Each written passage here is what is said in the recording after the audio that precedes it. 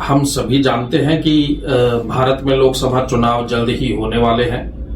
फरवरी चल रहा है, लगभग आधा फरवरी बीत चुका है और मार्च का आधा महीना होते होते चुनावों का ऐलान हो जाएगा।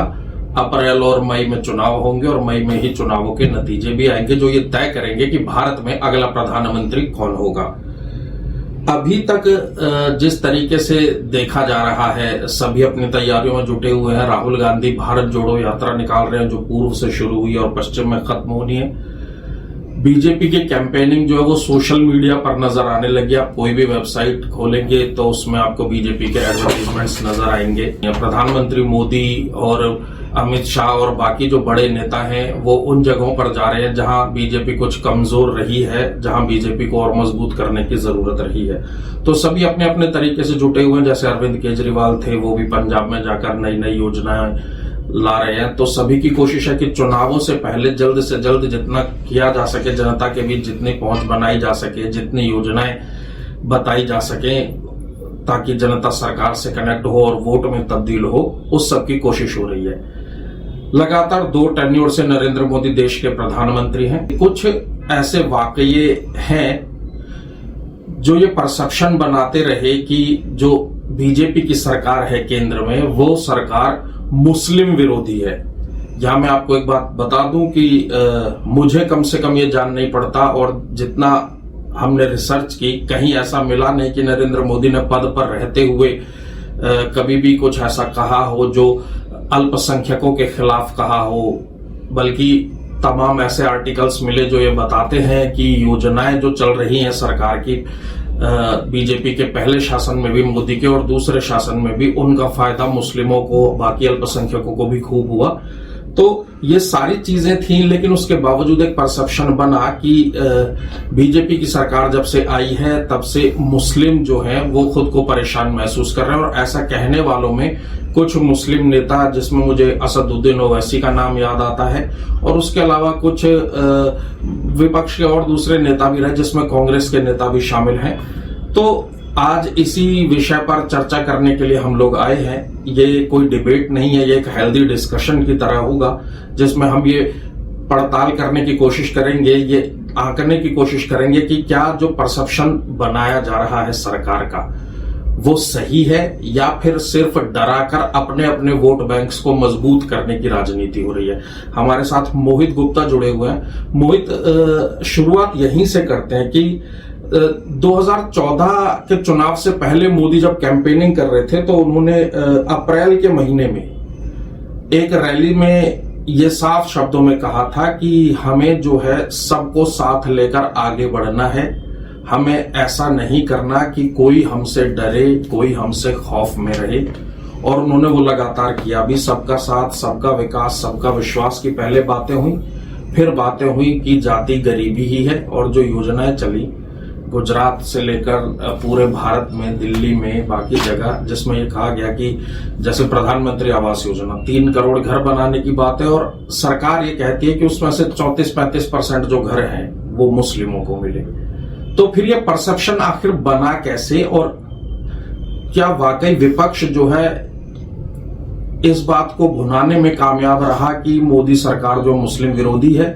दूसरे सवाल। और उससे भी बड़ी बात यह कि जैसे अभी अमित शाह ने बात कही कि सीएए जो है वो चुनावों से पहले लागू हो जाएगा, अभी कुछ दिन पहले जो उनका बयान आया, तो क्या इन सब बातों का असर चुनावों पर पड़ेगा? और क्या वाकई मुस्लिमों को या किसी भी तबके को बीजेपी से या नरेंद्र मोदी से कोई डरने की जरूरत है? क्या ऐसा है क्या देश में? धन्यवाद हरीश, आपने 2-3 बहुत ही अच्छे बिंदुओं को उठाया। मैं इस चर्चा की शुरुआत जो है वो कुछ सवालों से करना चाहूँगा।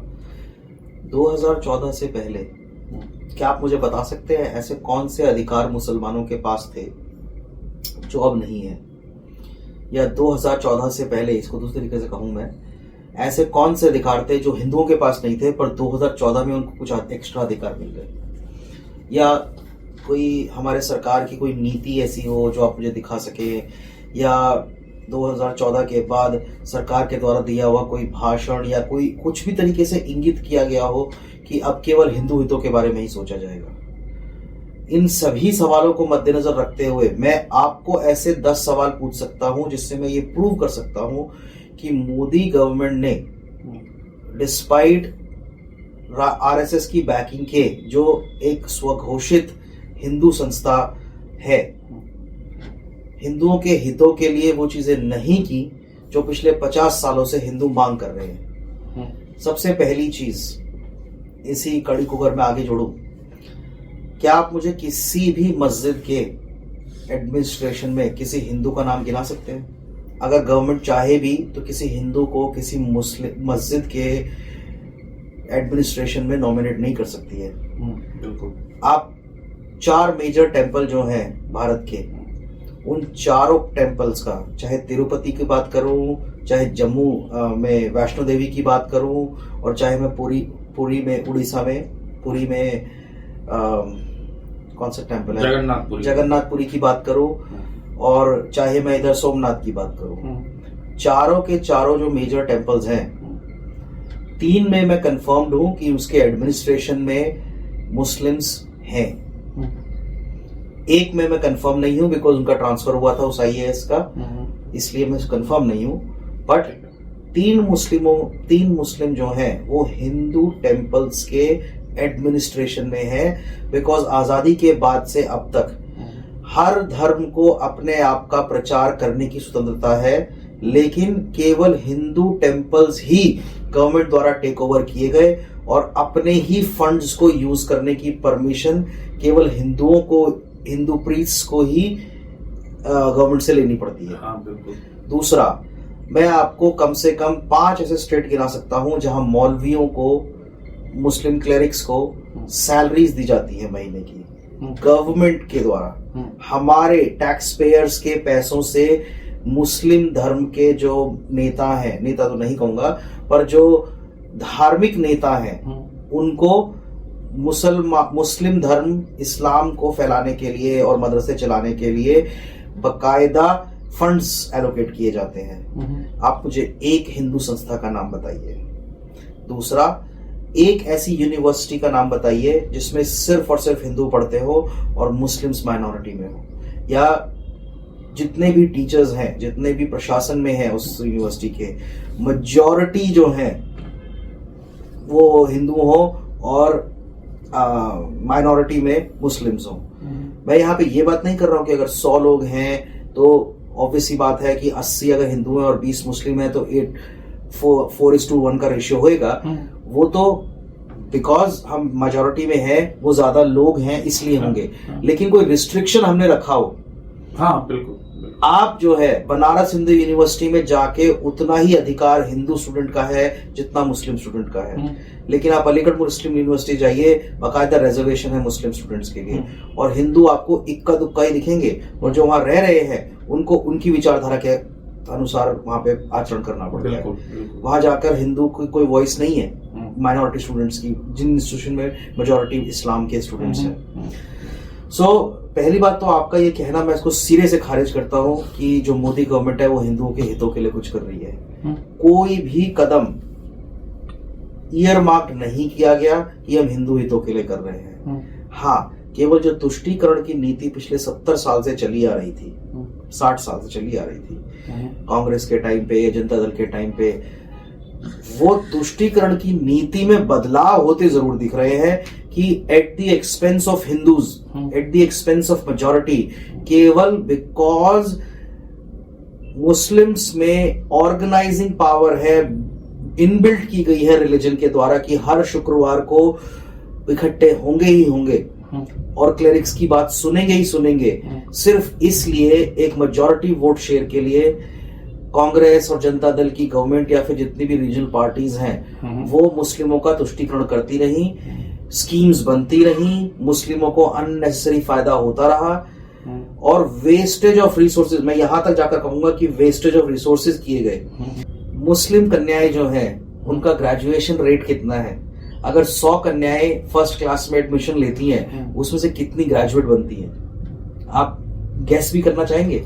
2% से भी शायद कम है। हम बेटी बचाओ बेटी पढ़ाओ चला रहे हैं, उसमें कहीं पे भी ये नहीं कहा गया कि मुस्लिमों को नहीं लेके आना है। हाँ, बिल्कुल। हर जगह रिजर्वेशंस दिए गए हैं, हर जगह हर स्कीम जो गवर्नमेंट जनता के ला रही है उसमें उनको स्पेशल अधिकार दिए गए हैं। उसके बावजूद आज कुछ पॉलिटिकल पार्टीज के द्वारा और कुछ फॉरेन जो थिंक टैंक्स हैं जैसे जॉर्ज सोरोस और अदर जो फंडेड ऑर्गेनाइजेशंस हैं, द वायर, इन सब ने एक हवा चला दी है कि जो पोलराइजेशन है, जो पहले हिंदू संगठित नहीं था, बीजेपी ने जिनको संगठित करने की कोशिश की, तो इस भय से कि अगर ये लोग संगठित हो गए तो हमारा क्या होगा, केवल भय, जिसकी कोई रूढ़िवाद, जिसमें कोई बेस नहीं है जिसका, उस भय के कारण ये हवा चला दी गई है कि जो मुस्लिम हैं वो डरे हुए हैं और भारत में इस्लामोफोबिया फैल रहा है और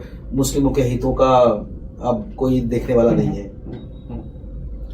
देखिए, ये इस्लामोफोबिया की बात करें या ये भय फैलाने की जब बात हम लोग करते हैं तो मैं थोड़ा सा एक पॉइंट थोड़ा यहाँ हाईलाइट करता हूँ।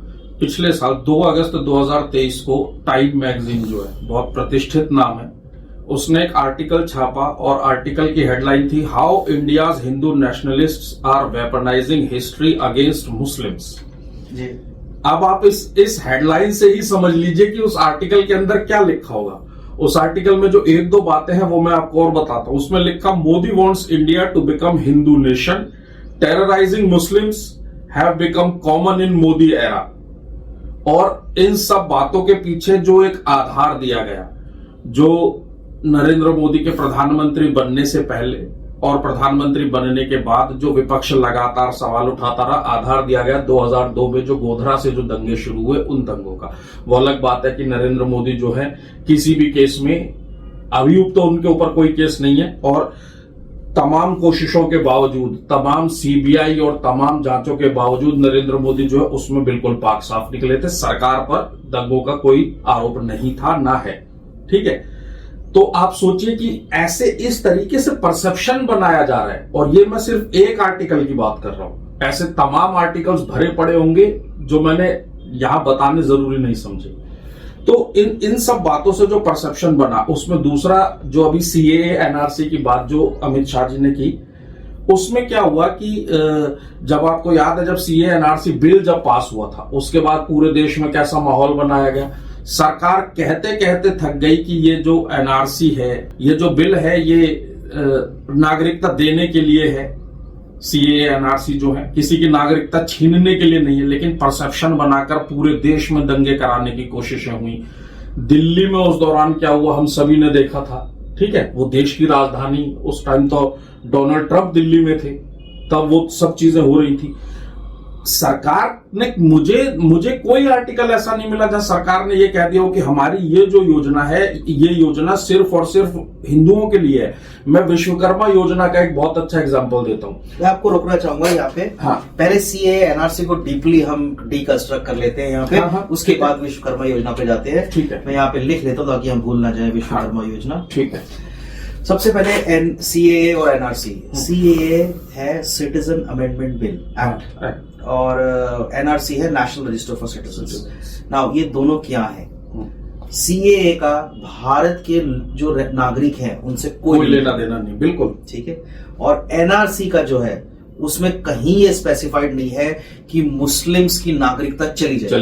बिल्कुल बिल्कुल, मैं तो वही कह रहा हूं। पहले जो बिल है, जो पहला जो बिल प्रपोज्ड है, जो एक्ट बन चुका है पर अप्लाई नहीं हुआ है, वो केवल ये डिफाइन करता है कि कौन भारत का नागरिक बनेगा, ना कि है। हाँ। और जो एनआरसी है वो केवल और केवल एक रजिस्टर है कि कौन भारत के अंदर रह रहा है। बिल्कुल, ये दोनों अलग अलग बातें हैं। हाँ। इनको जब कमांड नहीं करते हैं। दूसरा, जब 1947 में पार्टीशन हुआ, उसके बाद एकदम क्लियर इंस्ट्रक्शंस थे लोगों के पास, स्वतंत्रता थी कि जिसको मुस्लिम बहुल राष्ट्र में एक इस्लामिक देश की आइडियोलॉजीज के बेस पे ही टू नेशन थ्योरी जो है जिन्ना ने दी थी, बिल्कुल वहां जाना चाहे तो जा सकता है। और जो भारत देश में रहना चाहे उन्हें श्योर किया गया कि एक सेक्युलर कंट्री है, यहाँ पे पॉपुलिस्ट व्यू नहीं चलेगा, यहाँ पे कॉन्स्टिट्यूशनल व्यू चलेगा। बिल्कुल। और मैं भूल रहा हूँ 3.5 करोड़ या 35 लाख लोगों ने, वो फिगर मैं भूल रहा हूँ, 3.5 मिलियन मुस्लिम्स ने चूज किया कि वो यही रहेंगे। इसके अलावा भी बहुत मुस्लिम्स थे, पर जो सीमावर्ती इलाके थे नॉर्थ साइड के, जिनको एक्चुअली में अफेक्ट हो रहा था दंगों से, उन लोगों ने चूज किया कि वो यही रहेंगे। पिछले 70 साल में, और ये बहुत ही मजाक की बात मेरे को ऐसी लगती है कि हमारे ही देश में और पाकिस्तान में जो मुस्लिम्स हैं वो बढ़ते जा रहे हैं, और हिंदू जो है वो एक्सपोनेंशियल रेट से गिरते जा रहे हैं, लगभग खत्म है, 1% से भी कम ला गए हैं पॉपुलेशन। और जब आजाद हुए थे तब वहां 24-25% के आसपास थे। हाँ, सो सिस्टमैटिक उनका प्रोसिक्यूशन हुआ है। अब अगर हम जिनकी बेस सनातन है, जो सर्वे भवन्तु सुखिनः कह रहा है, अगर वो ये नहीं देखेगा कि जो हमारे ही सिटीजन्स वहां फंसे हुए हैं, अगर वो परसिक्यूशन के डर से भाग कर आ रहे हैं, तो उनको कोई जगह मिले। मैंने आज तक कोई मुस्लिम नहीं सुना जो परसिक्यूशन के डर से भाग के आ रहा हूं पाकिस्तान से या बांग्लादेश से, ठीक है। जो भाग के आ रहे हैं वो केवल ग्रीनर पास्चर्स को देख के भाग के आ रहे हैं, बिकॉज थियोलॉजिकल स्टेट बनने के बाद वहां पे जो मारा मारी है, उनको दिख रहा है कि वो नहीं चलेगा सिस्टम, इसलिए भाग के भारत आते हैं कि यहाँ बेटर अपॉर्चुनिटीज है। सेम बांग्लादेश का सिस्टम है, मुस्लिम कंट्री है लेकिन मुस्लिम्स ही भाग के यहाँ आ रहे हैं कि वहां पे अपॉर्चुनिटीज नहीं है, बिकॉज ऑटोक्रेटिक स्टेट है, थियोक्रेटिक स्टेट है। सो जब उनको पता है कि वो एक इस्लामिक देश से भाग के आ रहे हैं जहां पे सिस्टम्स फेल्ड हैं बिकॉज ऑफ इस्लामिक पॉलिसीज, तो वो भारत देश में आने के बाद ये डिमांड कैसे करना चाहेंगे कि इस्लामिक स्टेट बने। उनको मुसलमानों के हित दिख रहे होंगे तभी भारत भाग के आ रहे होंगे। ऊपर चाइना भी जा सकते थे, बिल्कुल मार मार के भूत बना रखा है चाइना में। उइगर मुस्लिम्स देख लीजिए, बना रखा है, कोई आवाज कभी।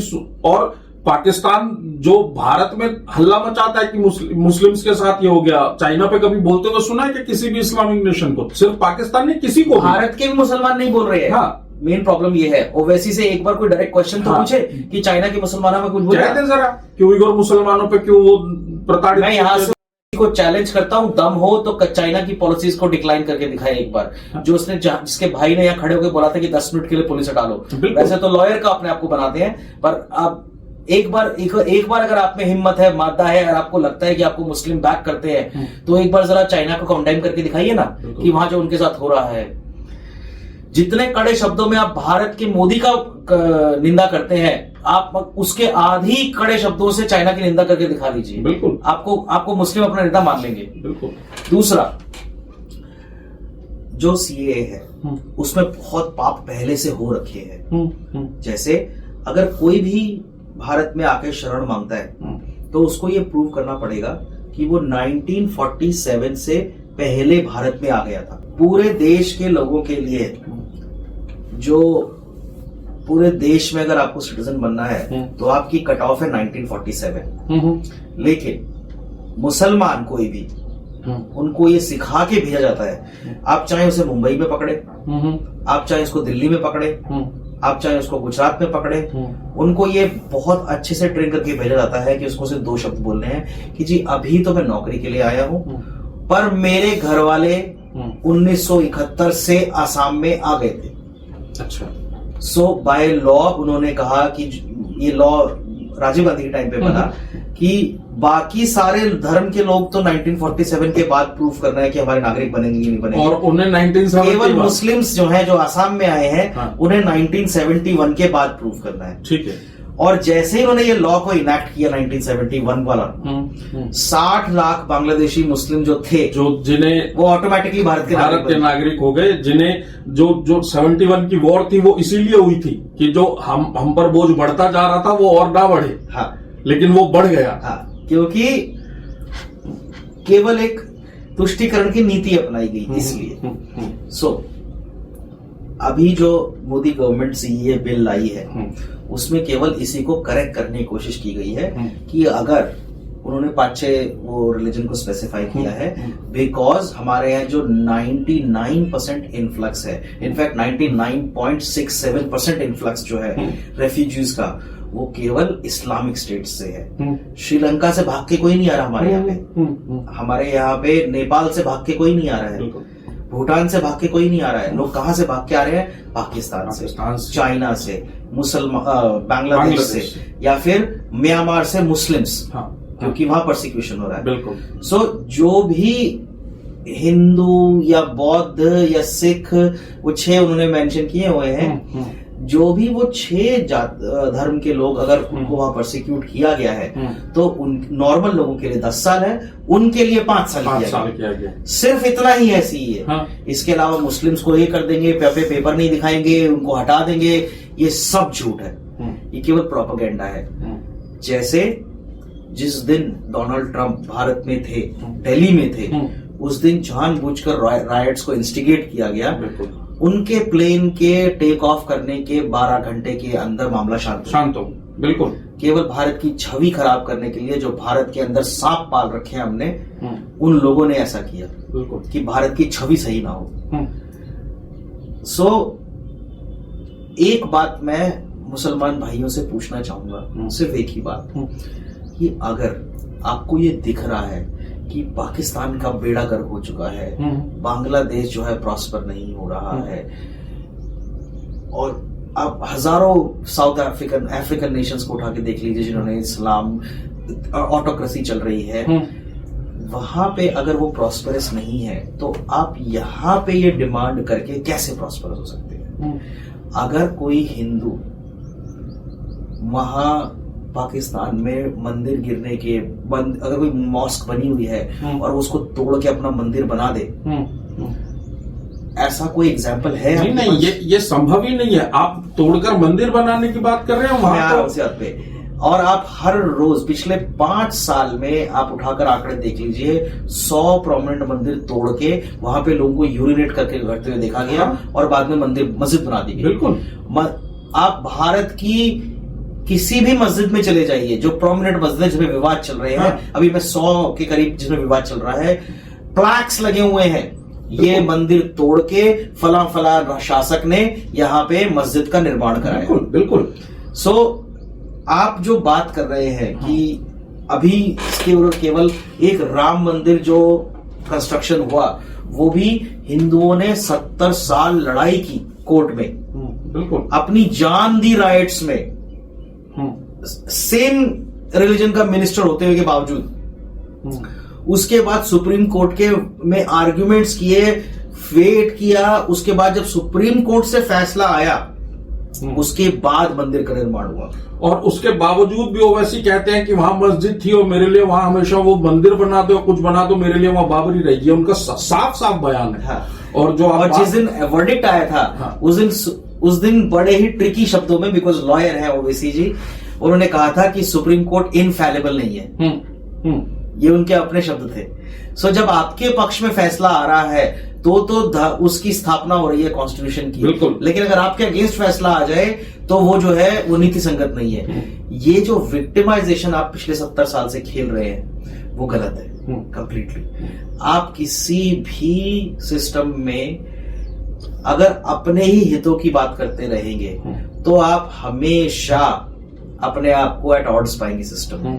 बिकॉज एक डेमोक्रेसी में अगर कोई 100 फैसले लिए जा रहे हैं तो बाय डिफॉल्ट, बिकॉज डेमोक्रेसी है, मेजॉरिटी मानना चाहिए। और दुर्भाग्य ये है कि पिछले 70 साल में जहां बाकी के देशों में माइनॉरिटीज श्रिंक होती जा रही है, मुस्लिम जो हैं वो फल फूल रहे हैं। आपके देश में, भारत में, बिल्कुल बिल्कुल। आप समझ रहे हैं, हम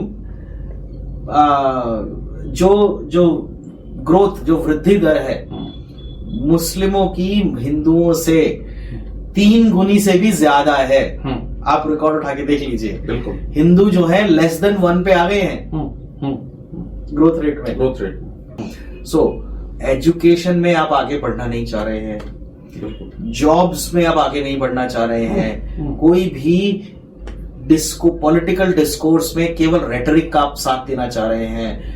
आप कह रहे हैं जज्बाए हिंद लाएंगे, आप गला काट रहे की बातें कर रहे हैं, आप समन्वय के साथ चलने की बात नहीं कर रहे हैं, आपको अपने मदरसे अलग से चलाने हैं और उसके बाद आप समन्वय की बात कर रहे हैं। तो आप कैसे कर सकते हैं? देखिए, आपने 2-3 बातें जो है वो बहुत अच्छी बताई। जैसे आपने बताया कि जितनी भी ज्यादातर पुरानी जो मस्जिदें बनी हुई हैं उन सब में बाकायदा ये लिखा गया है पट्टियों पर कि किस शासक ने किस तारीख को आदेश दिया और किसके आदेश पर इसको तोड़ा गया। अभी जनवरी के आखिरी दिन बनारस में जो डिस्ट्रिक्ट मजिस्ट्रेट जो थे वो रिटायर हो रहे थे, उससे पहले जो उन्होंने फैसला दिया तहखाने को खोलने का, व्यास जी तहखाने को, और उसमें पूजा शुरू हुई। आपको उसके अंदर क्या क्या मिला है तहखाने में आपको जानकर ताज्जुब होगा। उस तहखाने में जो शिलापट था जिस पर यह तारीख इंगित थी कि किसके औरंगजेब के आदेश पर इसको कब तोड़ा गया, उसको जानबूझकर खुरच के खराब कर दिया गया ताकि वो पढ़ने में ना आए। ये तरीके थे उनके कि कोई ये बता ही ना पाए कि ये इतिहास में क्या कुछ हुआ है। ये सब तरीकों में शामिल है उनके। और दूसरा, मोहित, आप जो बात कर रहे थे, आपकी बात तमाम बातों से मैं सहमत हूं। कुछ फैक्ट्स जो है, मैं यहाँ पे कुछ फैक्ट्स और डाल देता हूं। ओवैसी की हम बात लगातार कर रहे हैं। ओवैसी आपको एक शब्द बार बार कहते हुए मिलेंगे, पहलू खान। वो पहलू खान की लिंचिंग जो हुई वो गलत थी, उसे कोई भी जायज नहीं ठहरा सकता। पूरे भारत में क्या पूरी दुनिया में कोई जायज नहीं ठहरा सकता। लेकिन ओवैसी उदयपुर के कन्हैयालाल पर क्यों चुप हो जाते? आपने कभी सुना क्या कि ओवैसी ने कह दिया हो कि कन्हैयालाल को मारने वाले गलत थे? ऐसा उन्होंने कभी नहीं कहा। दिल्ली में अंकित का सरेआम शाम को भरे बाजार में गला काट दिया जाता है। आपने कभी सुना कि ओवैसी ने कह दिया हो कि अंकित का गला काटने वालों को फांसी की सजा होनी चाहिए? तो ये तमाम तरीके हैं और इन्हीं तरीकों से, इन्हीं बातों से भारत देश के मुसलमानों को सावधान रहना है। ये जान लीजिए कि अगर 4 मुस्लिमों की लिंचिंग भारत देश में हो रही है, 140 करोड़ का देश है भारत, 140 करोड़ लोगों का, उसमें अगर 10, 20, 40 ऐसे वाकये आ रहे हैं तो ये जान लीजिए कि उससे 4 गुना ज्यादा वाकये ऐसे भी सामने आ रहे हैं जब हिंदुओं का गला काटा जा रहा है और उसके प्रमाण हैं, उनके नाम हैं। तो जो ये प्रोपेगेंडा फैलाया जा रहा है ना कि मुस्लिमों के लिए देश में रहना अब सुरक्षित नहीं रहा, उस प्रोपेगेंडा से आपको सावधान रहने की जरूरत है। अगर आप इससे सावधान नहीं रहेंगे तो आपका भविष्य खतरे में पड़ेगा, किसी और का भविष्य खतरे में नहीं पड़ेगा। कुछ आंकड़े जो और इसमें जो जोड़ देते हैं, हमने शुरुआत में बात की थी, नरेंद्र मोदी से बात की शुरुआत हुई थी, मोदी सरकार की नीतियों से। 2016 में नरेंद्र मोदी सरकार एक योजना लेकर आई, प्रधानमंत्री आवास योजना। इसका मकसद यह था कि जो गरीब तबका है, जिसके पास रहने के लिए घर नहीं है, उसे रहने के लिए घर दिए जाएंगे। मैं उत्तर प्रदेश का आपको एग्जांपल देता हूं 2023 का। वहां 46 लाख ऐसे घर बनाए गए और इन 46 लाख में से 18.5 लाख घर जो हैं वो मुस्लिमों को दिए गए। उत्तर प्रदेश की आबादी का 20% से भी कम है मुसलमान, 2011 की जनगणना के मुताबिक। लेकिन आप 46 लाख में से 18.5 लाख का परसेंटेज निकाल लीजिए, किसको ज्यादा फायदा मिला? पूरे भारत में जितने भी घर पीएम आवास योजना के तहत गरीबों को मिले, उसमें से 31.3% घर मुसलमानों को मिले हैं। किसान सम्मान निधि जो किसानों के खाते में जा रही है, उसके लगभग 33% जो है वो मुस्लिम किसानों के खाते में जा रहा है। उनमें ये नहीं देखा जा रहा कि इसके नाम के आगे मोहम्मद या खान या कुछ भी लगा हुआ है तो इसके खाते में वो नहीं जाएगी। मुद्रा योजना में जो सरकार लोन देती है वो 11% लोन का तो कोटा फिक्स है, 10%, 11% को। इतना तो मुस्लिमों को दिया ही जाना है, इससे ज्यादा दिया जाएगा तो कोई बात नहीं। तो इन सब बातों को, और देश में पॉपुलेशन कितनी है मुस्लिमों की? तकरीबन 14.5% के आसपास, 2011 की जनगणना से हम देखें। तो आपको डरने की जरूरत क्या है? आप एक कोई बयान बताइए जिसमें मोदी ने कहा हो कि मुस्लिमों के खिलाफ हैं हम। आप बताइए कि देश में बीजेपी के किसी भी शासित राज्य में किसी मुख्यमंत्री ने ऐसा कुछ कहा हो जिससे ये हो गया हो कि उस पद पर बैठने वाला व्यक्ति सिर्फ हिंदुओं के लिए काम करेगा, मुस्लिमों के लिए काम नहीं करेगा। इन्होंने कितना प्रोपेगेंडा फैलाया था कि उत्तर प्रदेश में जो एनकाउंटर हो रहे हैं वो मुस्लिमों को चुन चुन के मारा जा रहा है। जब आंकड़े आए तो सबकी बोलती बंद हो गई, 60%। हाँ, जब आंकड़े आए तो सबकी। तो सोचिए कि ये परसेप्शन किस तरीके का फैलाया जा रहा है। तो इससे बचने के लिए मोहित क्या करने की जरूरत है? क्योंकि अब चुनाव सामने है, तो मुसलमानों को 2 चीजें मेरे हिसाब से जो करने की जरूरत है। पहला तो यह कि अलग अलग पार्टियों में बंटने से अब बचना चाहिए। अब आपको यह नहीं देखना चाहिए किसी भी मुस्लिम को कि मैं मुसलमान हूं तो क्योंकि मैं मुसलमान हूं इसलिए फला पार्टी मेरा हित देखेगी। अब हमें एक साथ एकजुट होकर सोचने की जरूरत है कि हम सब मिलकर ऐसा क्या करें कि 2047 तक भारत विकसित बन सके। देखिए, ये तो बहुत ही गूढ़ मुद्दे हो गए। सबसे पहले तो आपको ये समझना है कि मैं भारत का नागरिक हूं या मैं हिंदू हूं या मैं मुसलमान हूं। सबसे पहली चीज, बिल्कुल एक कॉन्स्टिट्यूशनल प्रोसेस में पार्ट लेने के लिए रिलीजन कोई फैक्टर नहीं होना चाहिए। सो अभी जो है, जिस बात को बार बार स्क्यू किया जा रहा है कि मोदी गवर्नमेंट जो है या मोदी जी आएंगे तो हिंदुओं के लिए ज्यादा काम होएगा और मंदिर बनेंगे और मस्जिदें टूटेंगी। देखिए, आप जो है इसको इस तरीके से देखिए कि जब मुस्लिम शासक आए उसके बाद ही मुस्लिम्स आए। बिल्कुल ठीक है। सो पास्ट के जो गलत निर्णय थे, आप उनको अगर सही करने की लीगल तरीके से कोशिश की जा रही है, या तो मुस्लिम पक्ष ये आके बोल दे कि भाई पूरी सुप्रीम कोर्ट, पूरी जुडिशरी बिक गई है। अगर ऐसा होता तो सारे फैसले हमारे पक्ष में आते। बिल्कुल ठीक है। बिल्कुल कोई कुछ ऐसे फैसले जिनका कोई सेंस ही नहीं बनता है, जैसे ज्ञानवापी मॉस्क के 3 बार सर्वे को रोका गया। किस वजह पर? क्योंकि उनको इर्रेपरेबल हार्म हो सकता था। कैसे? पता नहीं, ये नहीं पता। बिल्कुल अभी टेक्निकल प्रोसीजर्स के बेस पे कृष्ण जन्मभूमि के साथ में जो ईदगाह है उस पर भी जो है रोक लगाई है कोर्ट ने। हाँ। कि अभी उसका सर्वे नहीं किया जाएगा अगले आदेश तक। हाँ। तो यदि अगर हिंदुओं के पक्ष में फैसले आ रहे होते तो कह देता कि सर्वे की भी कोई जरूरत नहीं है, जाकर उसको तोड़ो और वहां मंदिर बना दो। हाँ। सो जो भी हो रही है प्रोसेस वो लीगल वे में हो रही है। आपको जुडिशरी में फेथ रखना पड़ेगा, बिकॉज उसके अलावा कोई ऑल्टरनेटिव नहीं है। आप ये नहीं कह सकते कि केवल और केवल मुस्लिमों के हितों का और मुस्लिमों की भावनाओं का ही ध्यान रखना चाहिए।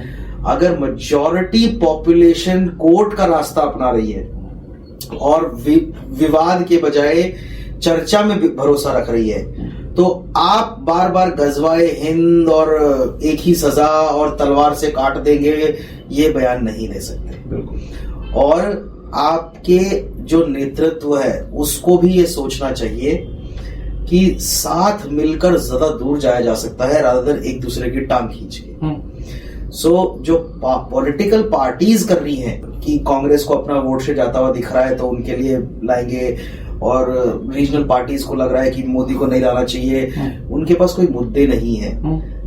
पिछले 10 साल में कोई भी मेजर स्कैम, हम ये नहीं बोल रहे हैं कि स्कैम नहीं आए होंगे, हो सकता है कि गवर्नमेंट ने दबा दिए हो, हम इसको भी नहीं डिनाई करते, लेकिन 10 साल पहले जो हालत थी, बैंकरप्सी के कगार पर सारे बैंक थे, हमारा ट्रेड डेफिसिट भरा हुआ था, वर्ल्ड में आइसोलेटेड थे, हमारी कोई पोजीशन नहीं थी, कोई इज्जत नहीं थी, बिल्कुल 2 तरफ से थ्रेट था, चाइना हमारी जमीन हड़प रहा था, कोई रिप्लाई नहीं कर पा रहे थे।